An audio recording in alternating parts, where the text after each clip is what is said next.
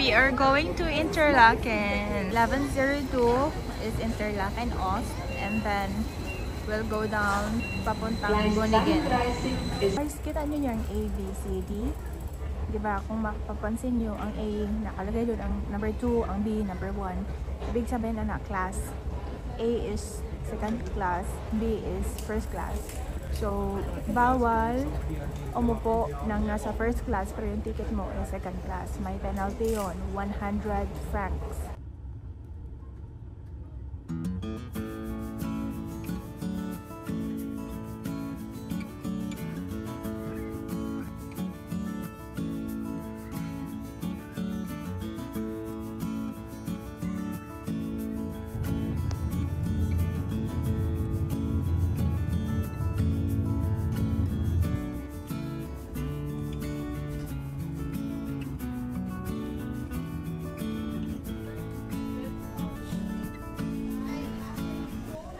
Finally, dumating na kami sa Interlaken and now we are in Groningen.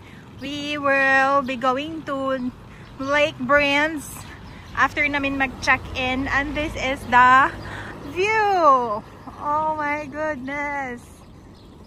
Yan. Tingnan mo yung sapa nila nga puti man. Unsa man ni guys?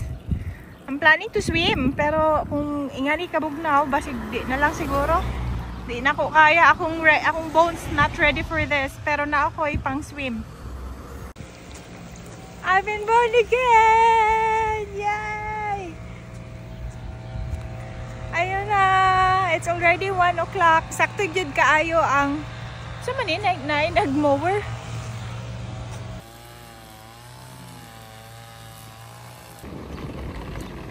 We are here in the hotel. This is the surroundings. Actually, 10 minutes lang siya from Interlaken East or Interlaken Ost. Ost is, in English, is East.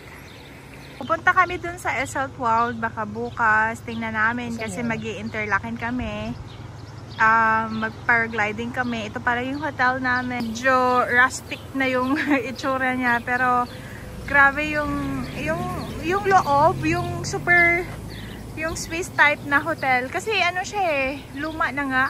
And then, directly owned sila. Hindi sila nagpa-manage, yung third party management, yung parang ganon. Sila mismo ang owner nagma-manage. Kaya, medyo goods, super goods na yung yung rates na binigay nila.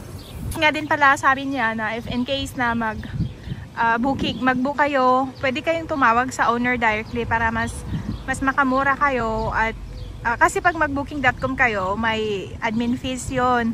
Kung mag-Airbnb, may bayad din yon. So kapag nag-direct kayo booking, mas makakalas kayo. Siguro since 3,500 yung nabayad ko dito, siguro kung dumirect ako sa kanila, makakasave ako ng nasa 500 dirhams. Hotel Walida. And may guest card silang binigay for 2 guests kasi dalawa kaming naka-check-in. And if ever pupunta kayo with family, above, kids are free from 0 to 16 years old. And from 16 to 24 is half naman yung pamasahe nila. She asked us to stay here while waiting for them to clean up our room. Baka kasi late na nag-check out yung sinunda namin, kaya hindi pa ready. Actually, ang sabi niya, alas 3 pa daw ang check-in. So, since alauna pa naman, ayun, sabi niya, just wait for 10 minutes para paghanda namin yung room para pwede na kami makapag-check-in. Then, pupunta kami doon sa Lake Brienz para mag-swimming. Kung kaya. Tingnan natin. This will be our home for 5 days. The twin bed. Yan. And this is the ceiling also. Yan, super cozy. I've been looking for to have our own washroom kasi hindi lahat ng hotel may ganon. And it's super duper pricey. Yan. This is our view. Yan yung view namin, guys. Imagine you wake up with this view every morning. Diba? Okay. Thank you, Lord. Indeed, thank you, Lord, for this amazing experience. Super amazing. Tapos may sapa. Grabe. Alam mo yung nasa bukid ka, pero social na pagka-bukid. Akong model. Noise. Maligo na tayo. Tingnan natin kung kakayanin natin yung lamig. Ayan na.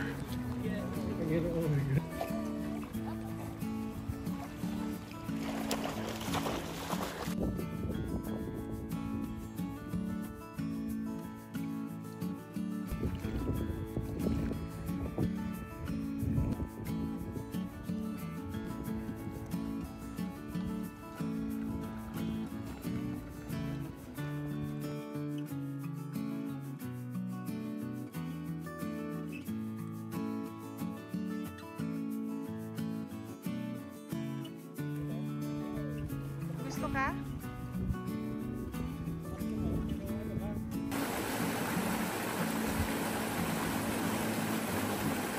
Ayan, dyan tayo pipila papuntang taas.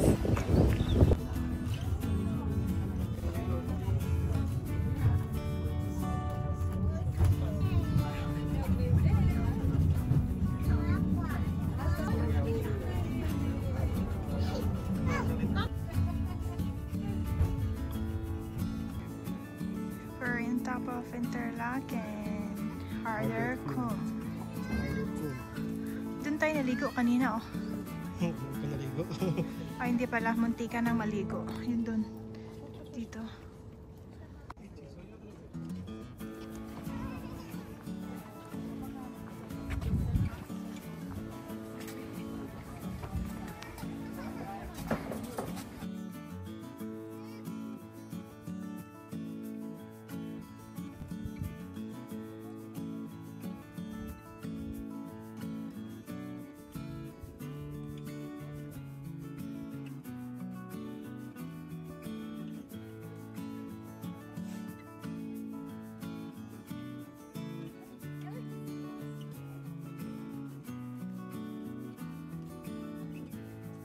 Ay, video man din eh.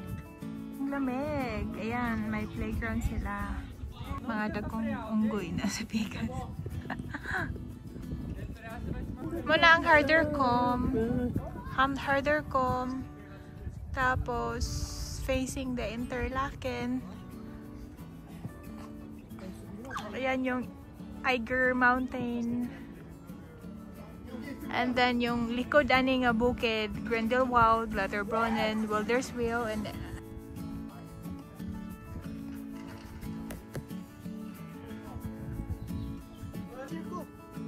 no need for cheering. You're old. You're too old to cheer.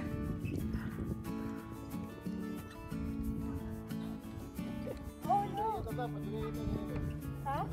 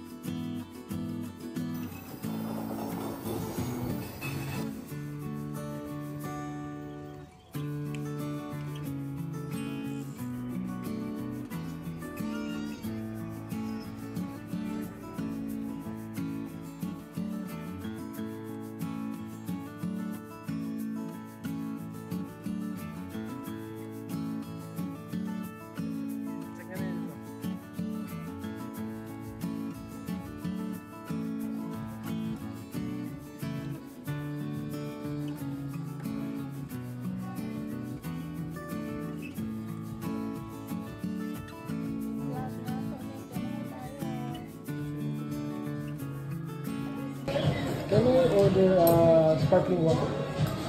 That's The all. large one, how much?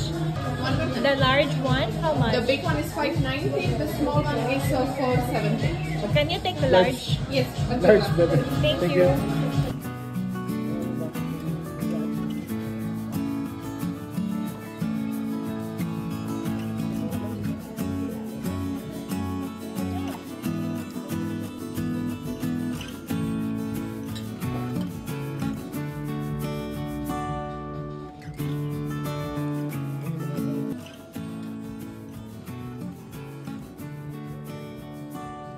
Ice cream overload. Yala, faster, faster.